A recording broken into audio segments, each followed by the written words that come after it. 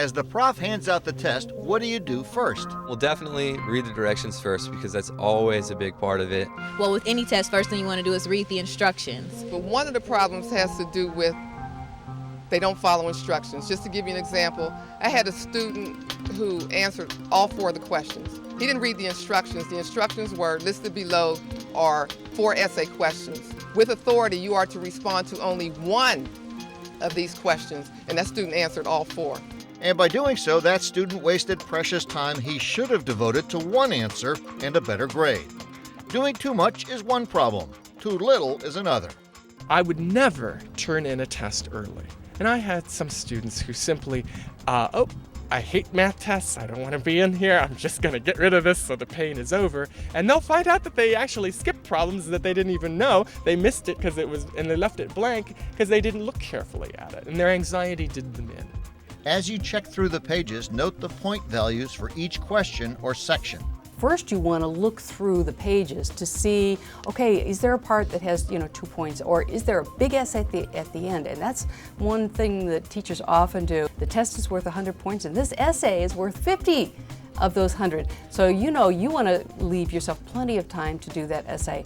That's what graduate student Rachel Copeland urges students to do in her study skills class. I encourage my students to divide their time with the amount of points. So build a ratio, a quick ratio, so they're not stuck on a lower point problem for the most amount of time. One more thing about time. Make sure that you've got a watch, because not all rooms have a clock or a clock that's accurate in there. Next, focus on the question. I think the most important thing about the essay is figuring out what you need to answer. Before I write a word, I read the question, and I read it again and again and again until I really understand what the question is asking of me. I think you have to analyze the question and take a look at the verbs and see just what is the professor asking you to do in that question. That's another lesson in Rachel Copeland's class. Let's read question number 2.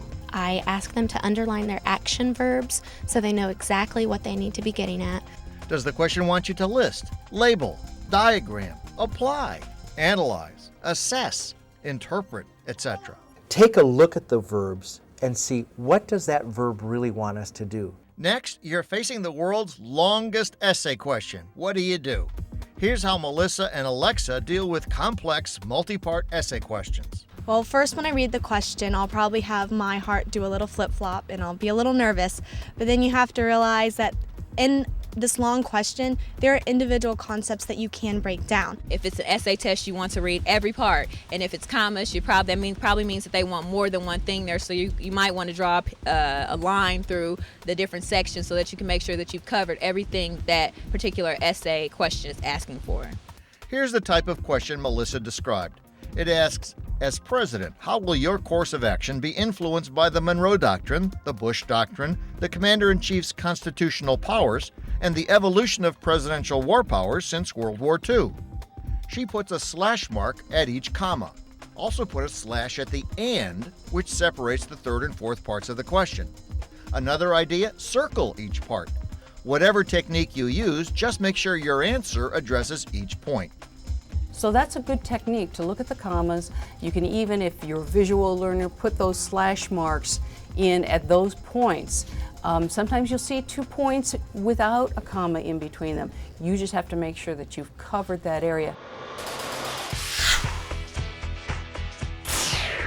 In summary, develop good test-taking habits. Remember this: carefully read the instructions and the questions. Underline the action verbs. Identify point values so you'll know where to focus your time and effort. Keep track of the time and break down complex questions to ensure you answer each part.